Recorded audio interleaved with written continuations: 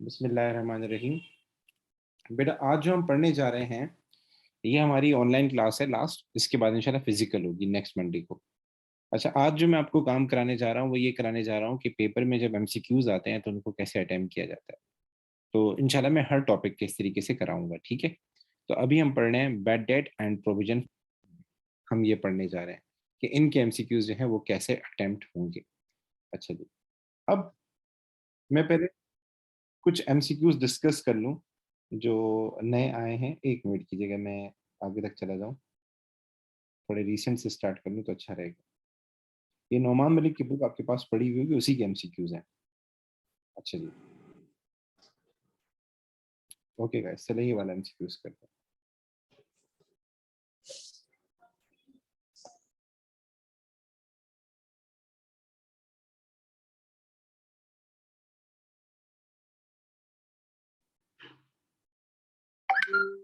Okay, अच्छा ये वाला एक सवाल करते हैं पहले। तो पेपर में समटाइम ऐसे सवाल आते हैं जो कि जो सिंपल सवाल होते हैं। मतलब उसमें वो आपको ये कहता है कि क्या नाम है अपना प्रोविजन फॉर डॉफिडेट की बात कर रहा हूँ। सवाल इस तरीके से आते हैं जिसमें नॉर्मली वो ये कहता है कि क्या एंट्री करेंगे, कितना अमाउंट जाएगा प्रोविजन में, और समटाइम वो ये सवाल करता है कि ट्रेड रिसीवेबल की वैल्यू कितनी होगी। मैं दोबारा रिपीट कर दूं, पेपर में जो सवाल आते हैं, एक तो सवाल आता है एंट्री का कि प्रोविजन की क्या एंट्री होती है, प्रोविजन फॉर डॉफिडेट की एंट्री क्या होती है। तो हम सबको पता है कि प्रोविजन फॉर डॉफिडेट की जो एंट्री होती है, अगर हमारे पास प्रोविजन बढ़ रहा है, लाइक फॉर सपोज आपने प्रोविजन का अकाउंट बनाया, यहाँ लिखा बीडी, यहाँ लिखा सीडी, और जो भी बैलेंसिंग फिगर है अगर वो इस साइड आ रही है, अगर आपके पास प्रोविजन के अकाउंट में क्रेडिट साइड पे आ रही है, तो इसकी एंट्री क्या होती है? इसकी एंट्री होती है हमारे पास provision for doubtful debt credit, और इनकम स्टेटमेंट क्या हो जाता है? डेबिट। तो एक जो सवाल आता है पेपर में वो ये आता है कि प्रोविजन की एंट्री बताओ। तो प्रोविजन की एंट्री बताने के लिए आपको सबसे पहले क्या करना पड़ेगा? बैलेंस बीडी सवाल में गिवन होगा, बैलेंस सीडी फाइंड करना पड़ेगा। ट्रेड रिसीवेबल पे परसेंटेज लगा के बैलेंस सीडी आ जाएगा। दोनों साइड का टोटल करेंगे, ये देखना पड़ेगा कि डिफरेंस किस साइड आ रहा है। अगर डिफरेंस क्रेडिट साइड पे आ रहा है तो इसका मतलब ये हमारा प्रोविजन का अकाउंट है, तो प्रोविजन फॉर डाउटफुल डेट हो जाएगा क्रेडिट, इनकम स्टेटमेंट डेबिट हो जाएगा। अगर डिफरेंस डेबिट साइड पे आ रहा है, डेबिट साइड पे आ रहा है, तो हमारा प्रोविजन का अकाउंट क्या हो जाएगा? प्रोविजन का अकाउंट डेबिट हो जाएगा, और इनकम स्टेटमेंट क्या हो जाएगा? क्रेडिट हो जाएगा। तो पहले जरा हम इस तरह के सवाल कर लेते हैं। तो क्वेश्चन नंबर 29 ऐसा ही है।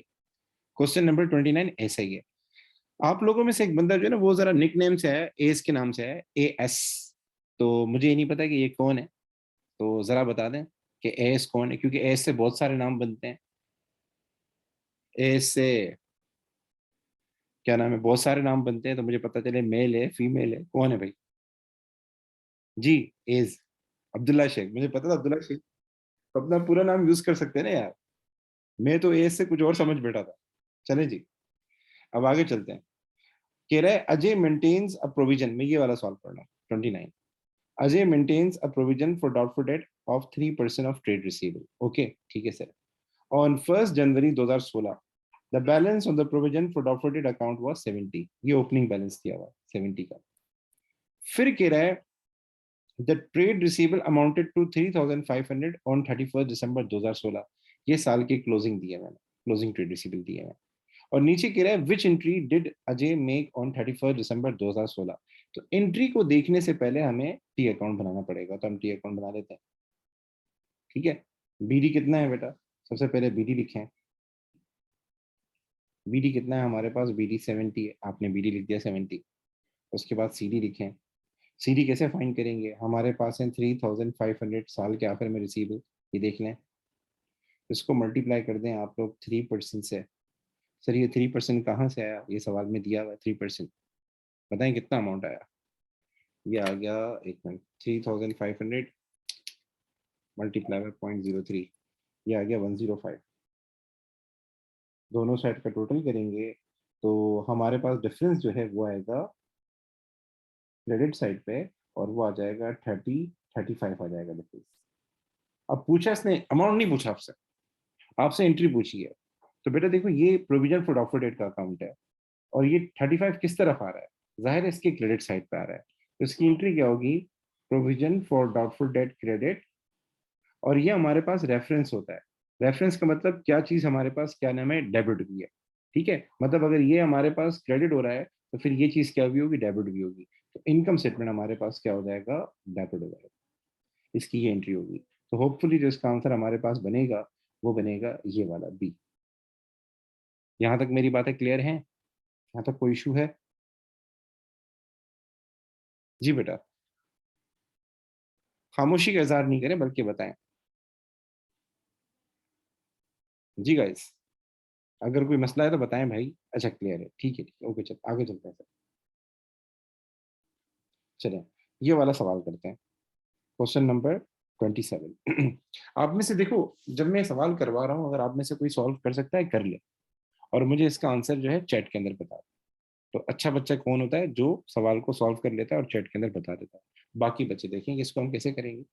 अच्छा जी, तो वो कह रहा है कि रामिंदर रामिंदर मेंटेन मैं ये पढ़ रहा हूँ, Raminder maintain a provision for doctor of 2.5% of the trade receivable. ये परसेंटेज आ गई हमारे पास।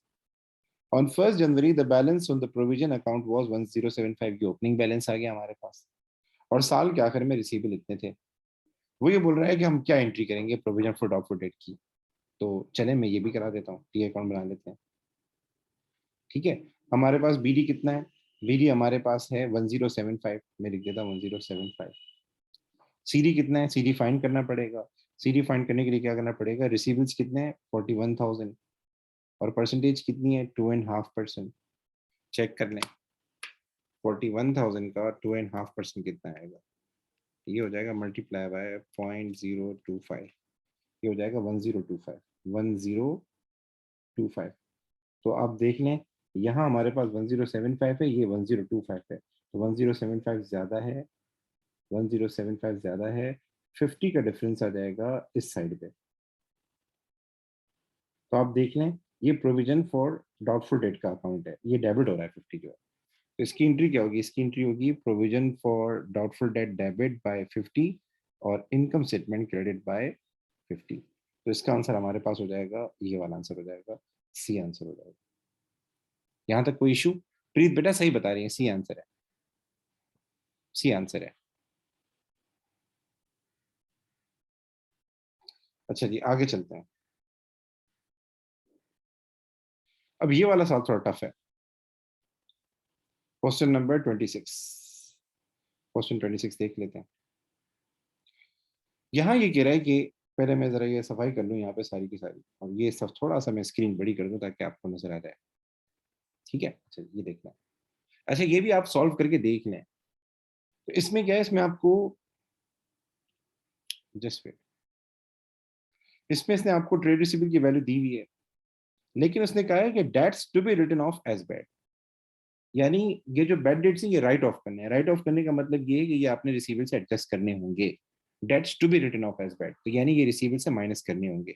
कभी कभार होता है बैड डेट रिटन ऑफ, तो वो रिसीवेबल से माइनस नहीं करने होते, वो हमारा एक्सपेंस तो है, इनकम स्टेटमेंट में भी जाएगा, लेकिन रिसीवेबल से माइनस नहीं करेगा। और कभी कभार होता है debts to be written off as bad, तो क्या मतलब है कि ये जो रिसीवेबल हमारे पास फिगर दी हुई है ना, इसको हमें एडजस्ट करना पड़ेगा, इसकी वैल्यू रिवाइज हो जाएगी, यानी ये बैड डेट माइनस होगा इसमें से।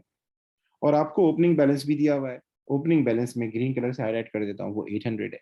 और आपसे पूछा है कि अच्छा ये सवाल जरा समझिएगा, इसमें एंट्री नहीं मांगी आपसे, इसमें इसने मांगा है कि what is the provision for document to be carried forward, मतलब बैलेंस मांगा है। इसने ये बोला है प्रोविजन का बैलेंस सीडी बताओ, प्रोविजन का बैलेंस सीडी बताओ, एंट्री नहीं मांगी आपसे। एंट्री में क्या होता है, जो इनकम स्टेटमेंट की एंट्री होती है उसमें डिफरेंस जाता है, बीडी सीडी का डिफरेंस जाता है। तो इसको कैसे करेंगे देख लेते हैं, ये भी ट्राई करा देता हूँ। जो कर सकते हो बेटा कर लें।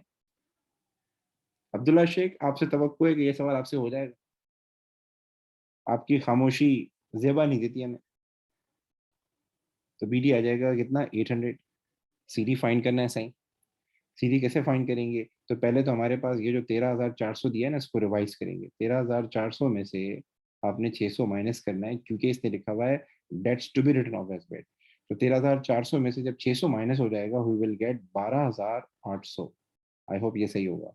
तो 12,800 को आप मल्टीप्लाई कर दें 5% से, ये हो जाएगा 1280, और 1280 का आधा कितना आएगा, 640। अच्छा उसने आपसे बैलेंस ही मांगा है, तो उसने आपसे एंट्री नहीं मांगी, तो इसका आंसर क्या होगा, बी होगा। B for, A for apple, B for ball नहीं, बी फॉर बड़ा एप्पल, और सी फॉर छोटा apple, and D for damage apple. ठीक है, ये नई वाली एप्पल की जरा अंग्रेजी है हमारी। यहाँ तक बातें क्लियर है सबको?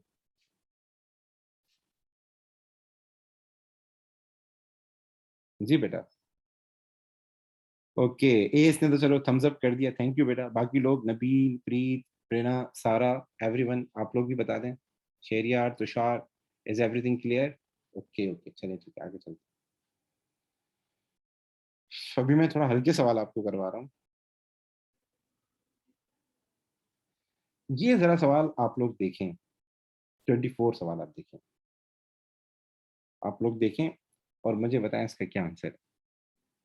अच्छा, इसमें आपको ओपनिंग बैलेंस नहीं दिया, लेकिन ओपनिंग बैलेंस आप लोग निकाल सकते हैं, क्योंकि आपको ओपनिंग रिसीवेबल दिए हुए हैं। ये हमारे लिए ओपनिंग रिसीवेबल्स हैं।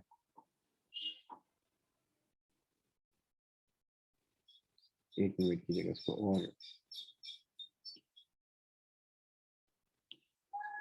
ये हमारे पास ओपनिंग रिसीवेबल है, और ये हमारे पास क्लोजिंग रिसीवेबल्स हैं। तो आप BDCD निकाल सकते हैं। बेटा ट्राई करें ये वाला सवाल का। तब तक मैं चाय की एक सिप ले लेता हूँ। परसेंटेज ये रही, इसको ट्राई करें, और आप लोगों के पास 2 मिनट है, मुझे इसका आंसर बताएं। तब तक मेरे एक मिनट मेरे देखिए, इस सवाल को कैसे करेंगे। इस सवाल का तरीका ये कि ये आपके पास ओपनिंग रिसीवेबल्स दिए हुए हैं 40,000, इस पे आप लगाएं 5%। अगर सवाल में ओपनिंग बैलेंस नहीं दिया हुआ तो इट मीन्स या तो ओपनिंग बैलेंस जीरो है। जीरो मीन्स पहला साल, पहला साल तो है ही नहीं, क्योंकि आपके पास ओपनिंग रिसीवेबल्स दिए हुए देखें। अगर ये दिए हुए तो इसका मतलब पहला साल नहीं। तो फिर ओपनिंग बैलेंस कैसे फाइंड होगा? ओपनिंग रिसीवेबल्स के ऊपर आप परसेंटेज लगाएं। तो 40,000 के ऊपर आप 5% अप्लाई करें, 40,000 का 5% जो आएगा वो बनेगा 2,000। 2,000 लिख लें आप लोग। और सीडी कैसे फाइंड होगा? 46,000 ये हमारे पास क्लोजिंग बैलेंस है, इस पे आप लगाएं 5%। तो 46,000 का 5% आ जाएगा 4,600, और 4,600 बाद आएगा 2,300। तो 2,300 मैं यहाँ लिख देता हूँ। दोनों साइड का टोटल करें तो यहाँ 300 का आपके पास डिफरेंस आ जाएगा। तो आप देख लें, हमारे पास प्रोविजन क्या हो रहा है, 300 क्रेडिट हो रहा है प्रोविजन के अंदर। तो प्रोविजन फॉर डॉफर डेट क्या हो जाएगा? क्रेडिट हो जाएगा 300 से, और इनकम स्टेटमेंट डेबिट हो जाएगा 300 से। ए इज द आंसर। बॉयज की तरफ से तुषार आगे आए थे। Tushar, nice work, good work. अच्छा जी।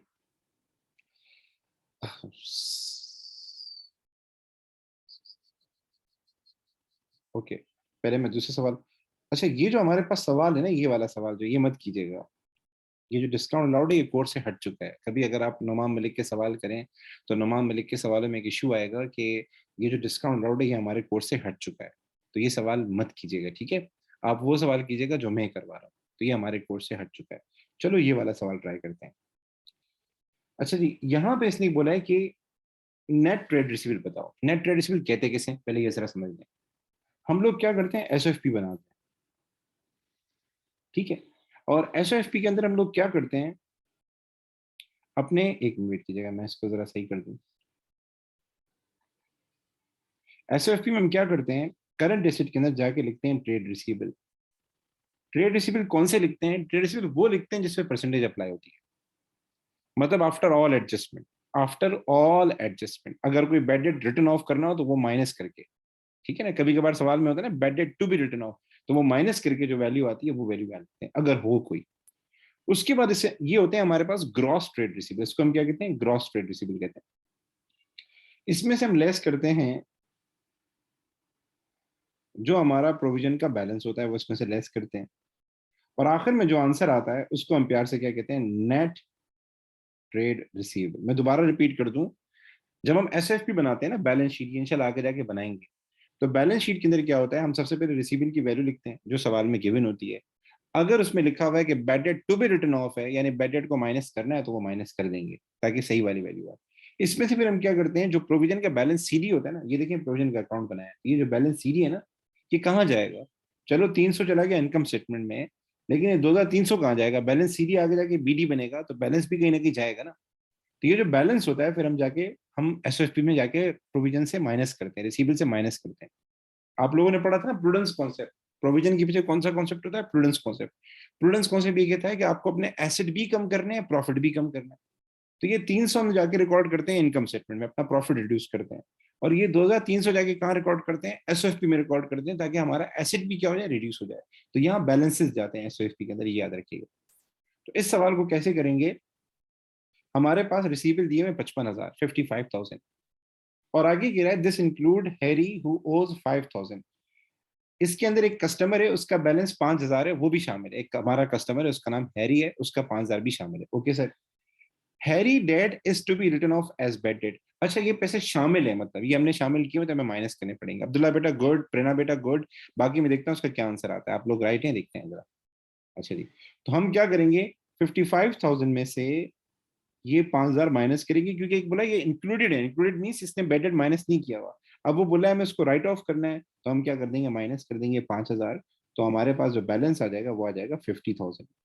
ठीक। उसके बाद कह रहा है provision for doubtful debt is then to be created. Created का मतलब क्या होता है, जब भी पेपर में सवाल है ना, प्रोविजन को क्रिएट करना है, इट मीन्स उसका बैलेंस बीडी निल है, उसका बैलेंस बीडी जीरो है। ये हमारा पहला सवाल है। तो अगर मैं टी अकाउंट बनाऊंगा, क्योंकि मुझे टी अकाउंट इसलिए चाहिए, मुझे बैलेंस चाहिए प्रोविजन का, तो बीडी क्या हो जाएगा, जीरो हो जाएगा, निल हो जाएगा, क्योंकि प्रोविजन हम क्रिएट कर रहे हैं। अच्छा जी, और सीडी कितना हो जाएगा, आप 50,000 के ऊपर लगाएं, कितनी परसेंटेज दी है, 4% दी है, 4% लगाएं, 50,000 का 4% कितना बनता है बेटा, आई थिंक ये हो जाएगा 2,000, नहीं 2,000 हो जाएगा। ठीक है। तो सर हम क्या करेंगे, एसएफपी में जाके हम लिखेंगे, पहले लिखेंगे ट्रेड रिसीवेबल की वैल्यू, वो कितनी है, 50,000, और उसमें से ये 2,000 क्या कर देंगे, माइनस कर देंगे। आखिर में हमारे पास आ जाएगा 48,000। B is the right answer. यहाँ तक बातें क्लियर है। प्रीत बेटा गुड, प्रेरणा बेटा गुड, अब्दुल्ला शेख बेटा गुड, बहुत आला। क्या ख्याल है, यहाँ तक मेरी बातें क्लियर है। अब एक जरा अच्छा सवाल दूं आपको, घुमाने वाला सवाल। चलें घुमाने वाला सवाल देते हैं आपको जरा फिर उसको थोड़ा और घुमाता हूँ।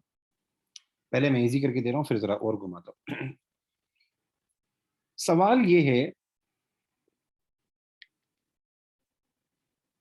हमारा जो प्रोविजन का ओपनिंग बैलेंस था,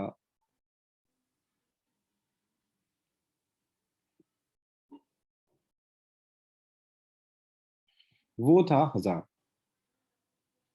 ठीक है। अच्छा जी, प्रोविजन को जाके हमने इनकम स्टेटमेंट डेबिट हुई है बाय 200। इनकम स्टेटमेंट डेबिट हुई है बाय 200। ये बताएं प्रोविजन फॉर डाउटफुल डेट का क्लोजिंग बैलेंस कितना था, ये बताएं। 23 थोड़ा फिर से समझाओ, पहले ये समझाओ पहले, क्योंकि टाइम खत्म हो जाएगा मेरा, फिर 23 की तरफ आता हूँ। ठीक है बेटा। तुषार बेटा, मैं ये थोड़ा एक मुश्किल सवाल है, पहले मैं इसका आइडिया दे दूं। ठीक है, ये थोड़ा मुश्किल है, इस पर ध्यान देना है तुषार तुम्हें, क्योंकि इसको मैं थोड़ा ऐसा ऐसा मुश्किल करता जाऊंगा, फिर मैं 23 की तरफ आ जाता हूँ। ठीक है। चलिए। जी, मैं कह रहा हूँ प्रोविजन का ओपनिंग बैलेंस है 1,000, और इनकम स्टेटमेंट को हमने डेबिट किया था 200 से, डेबिट किया था, यानी प्रोविजन बढ़ा है हमारा। ये बताएं प्रोविजन का क्लोजिंग बैलेंस कितना होगा।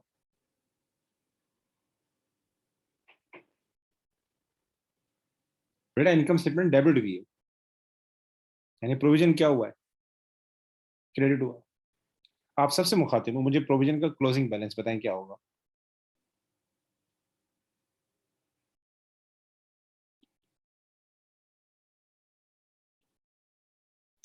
देख लें बेटा, हम पहले लिखेंगे बीडी, बीडी कितना है, 1,000। उसके बाद इनकम स्टेटमेंट डेबिट हुई है, तो प्रोविजन क्या हुआ होगा मुझे बताएं। आप सबसे मुखातिब हो, अगर इनकम स्टेटमेंट डेबिट हुई है तो प्रोविजन क्या हुआ होगा, क्रेडिट हुआ होगा, डेबिट हुआ होगा, क्या हुआ होगा मुझे बताएं। अगर कोई एंट्री हमने की है और इनकम स्टेटमेंट को हमने 200 से डेबिट किया है, तो ये बताएं प्रोविजन क्या हुआ होगा, क्रेडिट हुआ होगा। तो 200 हम जाके क्या करेंगे, जाके इस अकाउंट के अंदर जाके लिख देंगे प्रोविजन के अकाउंट में। ठीक है। और दोनों साइड का टोटल करेंगे, तो हमारे पास सीडी कितना आ जाएगा, 1,200। यहाँ तक मेरी बात क्लियर है, यहाँ तक मेरी बात क्लियर है, सब बोले भाई क्लियर है या नहीं है। मैं दोबारा बता दूं, मैंने अभी आपको बोला कि इनकम स्टेटमेंट डेबिट हुआ है 200 से, तो हम जब प्रोविजन फॉर डॉफर डेट का अकाउंट बनाएंगे, तो हम ये सोचेंगे प्रोविजन का अकाउंट क्या हुआ होगा। तो इनकम स्टेटमेंट अगर डेबिट हुआ है, तो प्रोविजन का अकाउंट क्या हुआ होगा, क्रेडिट हुआ होगा। मैंने वो जाके 200 जाके लिख दिया क्रेडिट साइड पे, और दोनों साइड का टोटल किया, तो बैलेंस शीट आ गया 1,200।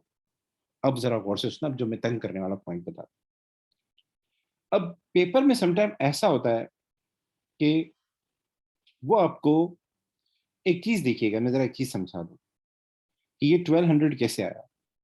अगर मुझे सवाल में कोई, ये जो 1200 है वैसे किस तरह आता है, वैसे इस तरीके से आता है कि हम लोग क्या करते हैं, ट्रेड रिसीवेबल को मल्टीप्लाई करते हैं परसेंटेज के साथ, तो हमारे पास क्या आता है, प्रोविजन का क्लोजिंग बैलेंस आता है। अभी तक जितने भी सवाल किए हैं उसमें आप यही करते थे, ठीक है, मुझे वॉइस नोट के अंदर आंसर दे, बात समझ में आ रही नहीं आ रही। अभी तक जितने भी सवाल किए उसमें आप क्या करते थे, ट्रेड रिसीवेबल को मल्टीप्लाई करते थे परसेंटेज से, तो हमारे पास क्या होता था, प्रोविजन का क्लोजिंग बैलेंस आ जाता था। जितने सवाल किए यही था। अब पेपर में समटाइम क्या सीन होता है, वो आपको परसेंटेज नहीं देता और परसेंटेज निकालनी पड़ती है। मतलब पेपर में ये चीज भी दे देगा, ये चीज भी दे देगा, ये वाली चीज नहीं देगा, और आपको बोलेगा ये फाइंड करो, ये क्या करो, ये फाइंड करो। तो इसको कैसे फाइंड करेंगे, इसको फाइंड करने का तरीका ये है। अभी अगर मैं आपको बोलूं मेरे ट्रेड रिसीवेबल कितने थे, 12,000 थे, कितने थे, 12,000 थे, और मेरा प्रोविजन का बैलेंस कितना था, 1200 था, तो ये बताएं मेरी प्रोविजन की परसेंटेज कितनी थी। तो क्या करेंगे सर, तो हम ये वाला इक्वेशन यूज करेंगे, trade receivable multiply by percentage is equal to provision for doubtful date.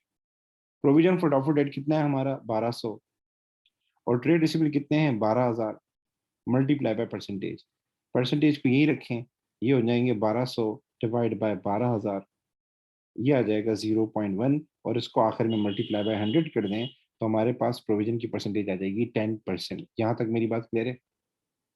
Paper में कभी कभार क्या करता है, वो आपको प्रोविजन की परसेंटेज नहीं देता। तो प्रोविजन की परसेंटेज कैसे फाइंड करेंगे, जो आपके पास बैलेंस आया है उसको रेलेवेंट ट्रेड रिसीवेबल से क्या करते हैं, डिवाइड कर दें। जो आपके पास बैलेंस आया रेलेवेंट ट्रेड रिसीवेबल से डिवाइड कर दें, जो आंसर आया मल्टीप्लाई बाय क्या कर दें, 100 कर दें।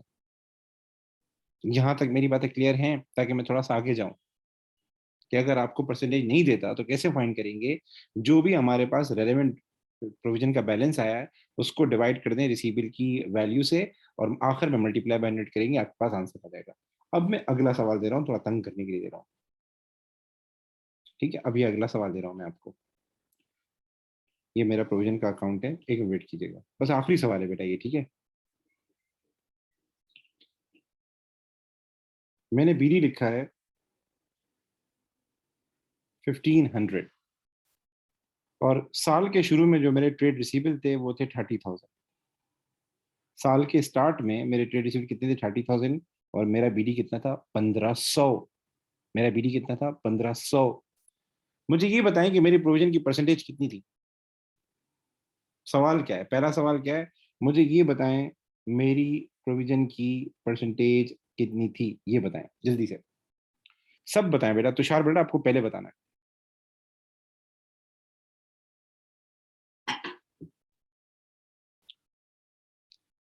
एक्सीलेंट बेटा, प्लीज बेटा एक्सीलेंट। बाकी लोग भी बताएं।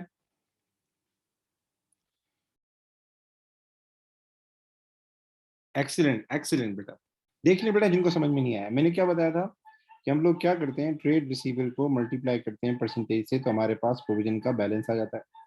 इट मीन्स जो प्रोविजन का बैलेंस है उसको डिवाइड कर दिया जाए ट्रेड रिसीवेबल से, तो हमारे पास परसेंटेज आ जाएगी, बस आखिर में मल्टीप्लाई बाय 100 करना होगा। तो इन सब ने क्या किया, 1500 लिया और उसको डिवाइड कर दिया किससे, 30,000 से। जो भी आंसर आया उसको आखिर में मल्टीप्लाई बाय 100 किया, आंसर आ गया 5%। ठीक है बेटा, ये आंसर हो गया। अब मैं आपको बोलता हूं कि हमारा जो डिफरेंस है, जो भी प्रोविजन का डिफरेंस था, उसमें इनकम स्टेटमेंट क्या हुआ है, क्रेडिट हुआ है बाय 200। इनकम स्टेटमेंट क्रेडिट हुआ है, बल्कि बाय 300 हुआ है, सॉरी बाय 300 हुआ है। इनकम स्टेटमेंट बेटा क्या हुआ है, क्रेडिट हुआ है बाय 300। ये बताएं मेरा प्रोविजन का क्लोजिंग बैलेंस क्या था। इनकम स्टेटमेंट बेटा क्या हुआ है, क्रेडिट हुआ है, इनकम स्टेटमेंट, प्रोविजन नहीं। आप प्रोविजन का अकाउंट बना रहे हैं। ये बताएं मेरा बैलेंस सीडी कितना होगा।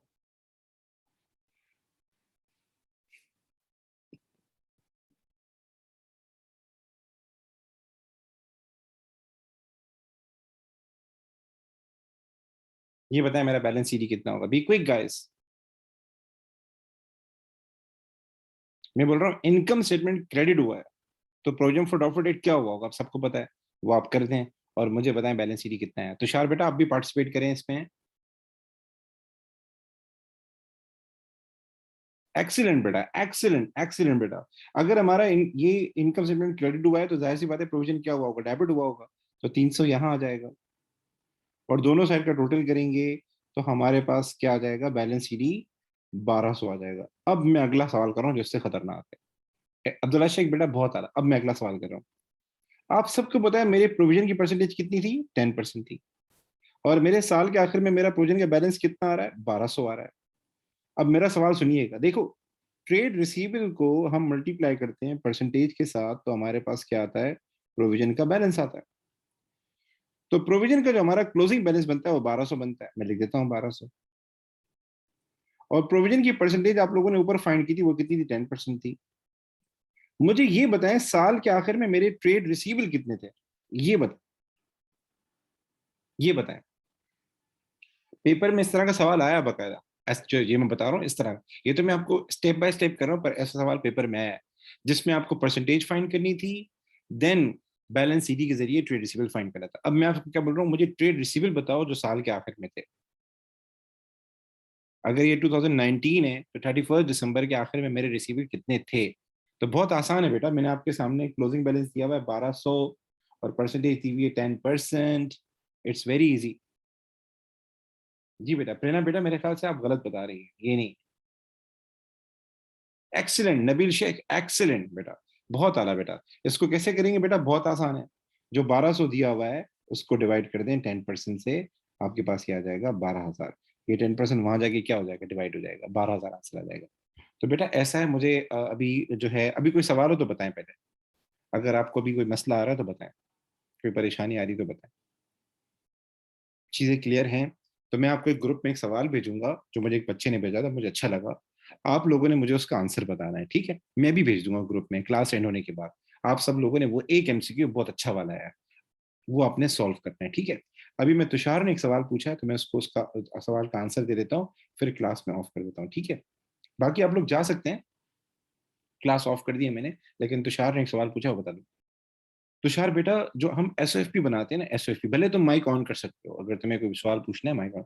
जब ये सवाल में ये कह रहा है कि net trade receivable, net trade receivable का मतलब क्या होता है, जब हम एसओएफपी बनाते हैं ना, तो एसओएफपी में हम क्या करते हैं, सबसे पहले लिखते हैं ट्रेड रिसीवेबल का बैलेंस, और उसके बाद उसमें से प्रोविजन का बैलेंस क्या करते हैं, minus, provision for doubtful date का बैलेंस माइनस करते हैं।